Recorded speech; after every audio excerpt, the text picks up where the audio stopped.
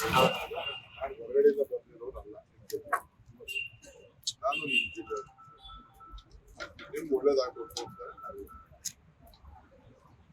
ಇದು ನನಗೆ ಇದು ನಾನು ಇದಕ್ಕೆ ಕೈ ಹಾಕ್ತೀನಿ.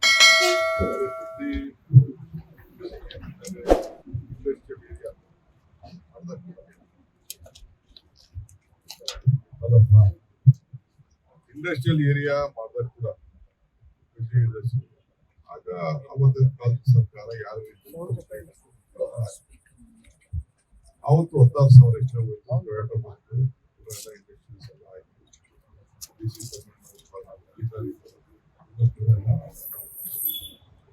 ಈಗ ಅದಾದ್ಮೇಲೆ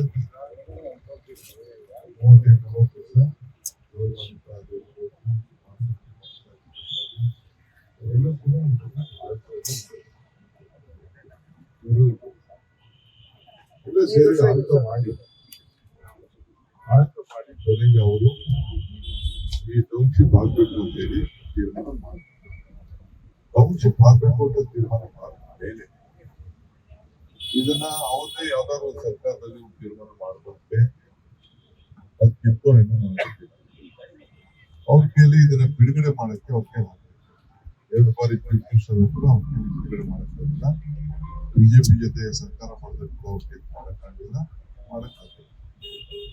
ಈ ಮಧ್ಯದಲ್ಲಿ ಈ ಜಾಗನೆಲ್ಲ DLFಗೆ ತೆಗೆದುಕೊಳ್ಬೇಕು ಅಂತ ತೀರ್ಮಾನ ಮಾಡಿ DLF ತಗೊಂಡು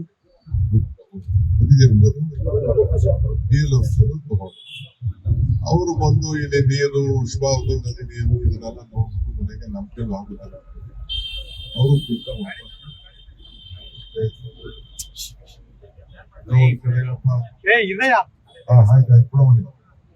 ವಾಪಸ್ ಈ ಮಧ್ಯೆ 9,000 ಎಕರೆ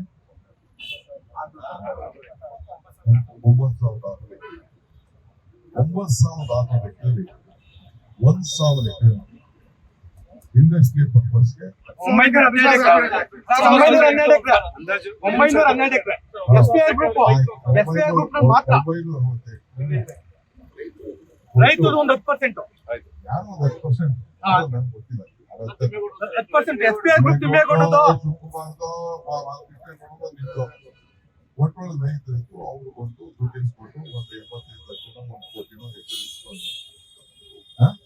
$1 ಕೋಟಿ ಸರ್. ಮೇನ್ ರೋಡ್ 1 ಕೋಟಿ 35 ಲಕ್ಷ, ಸಬ್ ರೋಡ್ಗೆ 1 ಕೋಟಿ. 1 ಕೋಟಿ ನಾನು ತಗರಾಜಿ ಕೊಟ್ಟೆ. ಡಿಸಿ ಗಂಟೆ ಯಾರು ಒಬ್ಬರು ಏನಾದ್ರು ನೀವು ಮಾತಾಡಿದ್ರ ರೈತರು ಕಡಿಮೆ ರೈತರಿಲ್ಲ ಅಲ್ಲೇ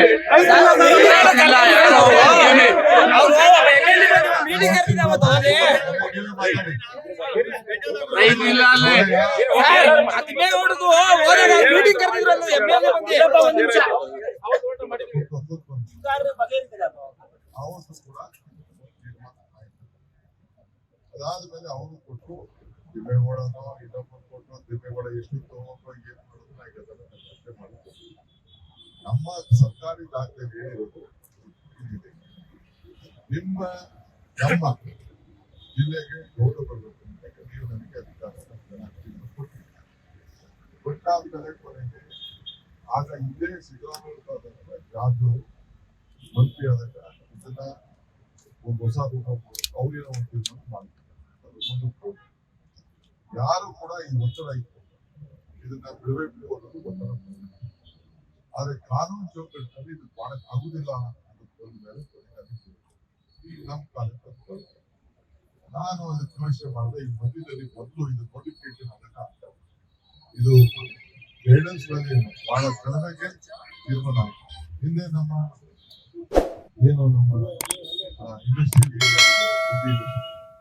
6 ಲಕ್ಷ 5 ಲಕ್ಷ 7 ಲಕ್ಷ 8 ಲಕ್ಷಕ್ಕೆ ಯಾರು 8 ಲಕ್ಷದ ಮೇಲೆ ಒಬ್ರಿಗೂ ಡಿಮ್ಯಾಂಡ್ ಕೊಟ್ಟಿಲ್ಲ. ನಂದು ಮೇನ್ ರೋಡಲ್ಲೇ ದುಡ್ಡಿತ್ತು, ಕಾಶಿ ರೋಡ್ ಇತ್ತು, ನೋಡಿದ್ದೀರ ನೀವು? ಇದನ್ನ ಚೆಕ್ಪೇಟ್ ಅವರಲ್ಲ ಈಗ ಸದಾನಂದ ಕೊಡ್ತಾರೆ ತಗೊಂಡವ್ರಲ್ಲ ವೀರಪ್ಪ ಆಸ್ತಿ ಅಂತ ಬೇಡಮನಹಳ್ಳಿ ವೀರಪ್ಪನಹಳ್ಳಿ ಪಕ್ಕ ಆಡು ಮನೆ ನಂದು 12 ಎಕರೆ ನಂದು ಜಮೀನು ಏನ್ ಮಾಡೋಣ ಆಯ್ತು. ಕೊನೆಗೆ ಅವ್ರದ್ದು ಇಂಡಸ್ಟ್ರಿ ನಂದು ಮೇನ್ ರೋಡ್ ಇದೆ ನಂದು ಆಯ್ತು. ಏನ್ ಮಾಡೋಕ್ಕಾಗಲ್ಲ. ಈಗ ನಾವು ನಿಮ್ಗೆ ಏನಾದ್ರು ಮಾಡಿ ಸಹಾಯ ಮಾಡಬೇಕು ಅಂತ ಅನ್ಸುತ್ತೆ. ಬಾಲಕೃಷ್ಣ ಅವರು 100 ಮೀಟಿಂಗ್ ಮಾಡೋದು. ಬಾಲಕೃಷ್ಣ ಅಧಿಕಾರಿಗಳು ಯಾವ ರೀತಿ ಮಾಡ್ಬೋದು, ಏನ್ ಮಾಡ್ಬೋದು ಅನ್ನೋದು 100 ಮೀಟಿಂಗ್ ನಿಮ್ಗೆ ಸಹಾಯ ಮಾಡ್ಬೇಕು ಮಾಡ್ಬೋದು. ಅವ್ರಿಗೂ ಜವಾಬ್ದಾರಿ ಇದ್ರೆ ಅವರು MLA ಇದ್ರೆ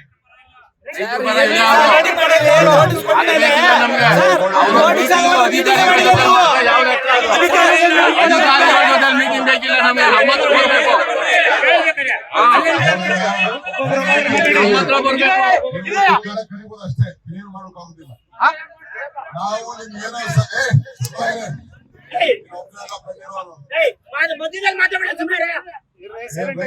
ರಾಜಕಾರಣ ಮಾಡಂಗಿಲ್ಲ, ರಾಜಕಾರಣ ಮಾಡುವ ಯಾರು ಬೇಡ ಅಂತ ನಾನು ಹೇಳ್ತಾ ಇದ್ದೀನಿ ಕೇಳಿ. ಗೌರವ ಕೊಟ್ಟು ಇಲ್ಲಿ ಬಂದು ನಿಂತ್ಕೊಂಡು ಮಾತಾಡ್ತಾ ಇದ್ದೀನಿ. ಈ ಎದುರಿಕೆಗೆ ಈ ಇದಕ್ಕೆ ನನ್ನ MLA ನೀನು ಅವಮಾನ ಮಾಡಿ ಎದುರುಗಡೆ ಮಾತಾಡಿದ್ರೆ ನಾನು ಇದನ್ನೇ ದುಯ್ದಾಡ್ತೀನಿ. ನೀವೇನ್ ಬೇಕಾದ್ರೂ ಮಾಡ್ತೀನಿ.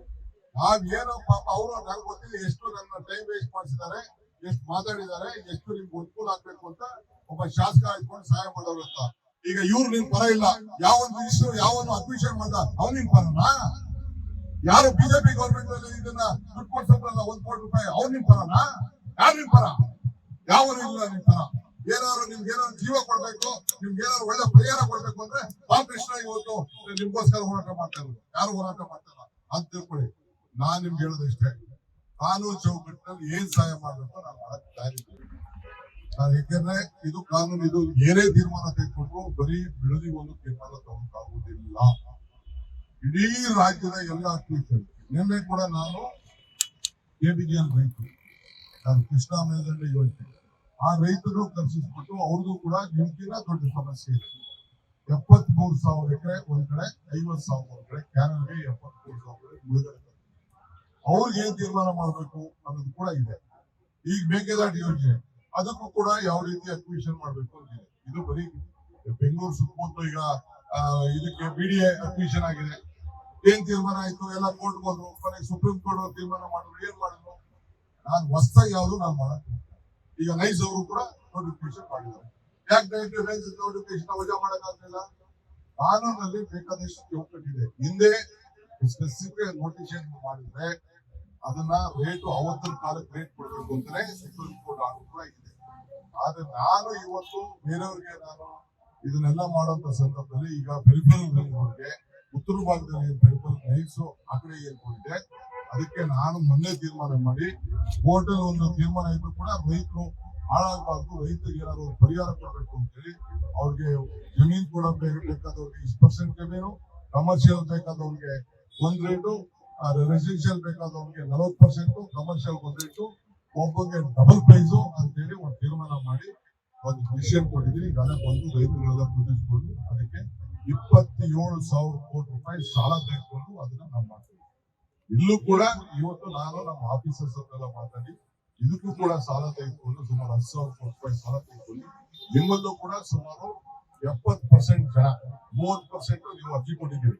ಇದು ಆಗುದಿಲ್ಲ, ನೀವು ಯಾರು ಬಂದಿದ್ದೀರಿ ನೀವು ಆಗುದಿಲ್ಲ ಅಂತ ನೀವು ಅರ್ಜಿ ಕೊಟ್ಟಿದ್ದೀರಿ. ನಾನು ಇಲ್ಲ ಅಂತ ನಾನು ಹೇಳಿದೆ.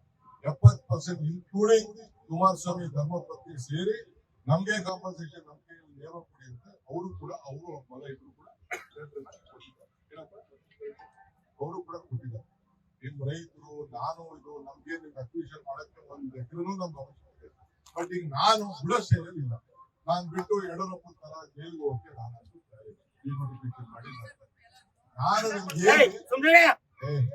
ನಿಮ್ಗೆ ಏನ್ ಸಹಾಯ ಮಾಡ್ಬೇಕು, ಯಾವ ರೀತಿ ಪರಿಹಾರ ಕೊಡ್ಬೇಕು ಅದನ್ನ ನಾನು ಇವತ್ತು ಚರ್ಚೆ ಮಾಡ್ತೀನಿ. ಸರ್ಕಾರ ಕೈ ಬಿಟ್ಟ ಚರ್ಚೆ ಮಾಡ್ತೀರಾ? ಹಿಂದೆ ಸರ್ಕಾರ ಕೈ ಬಿಟ್ಟ ಕುಮಾರಸ್ವಾಮಿ ಕೃಷ್ಣ ಮಾತಾಡ್ತಿದ್ರು, ಕೈ ಬಿಟ್ರು, ನೀವು ಕೈ ಬಿಡಿ. ನಾವೆಲ್ಲ ಹೋಗಿ ಆಮೇಲೆ ನೀವು ಕೂಡ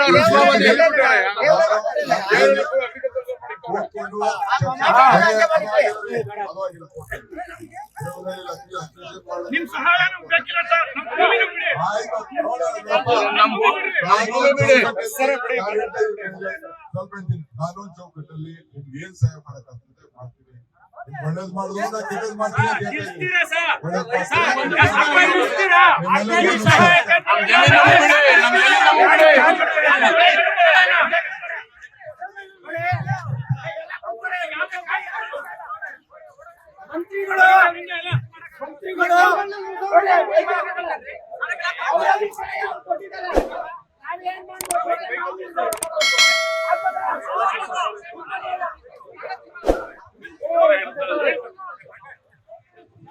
ಲೇಟೆಸ್ಟ್ ಹಾಗೂ ಇಂಟ್ರೆಸ್ಟಿಂಗ್ ಸುದ್ದಿಗಳಿಗಾಗಿ ಬಾಸ್ ಟಿವಿ ಕನ್ನಡ ಚಾನೆಲ್ನ ಸಬ್ಸ್ಕ್ರೈಬ್ ಮಾಡಿ. ಹಾಗೆಯೇ ಬೆಲ್ ಐಕಾನ್ ಪ್ರೆಸ್ ಮಾಡಿ.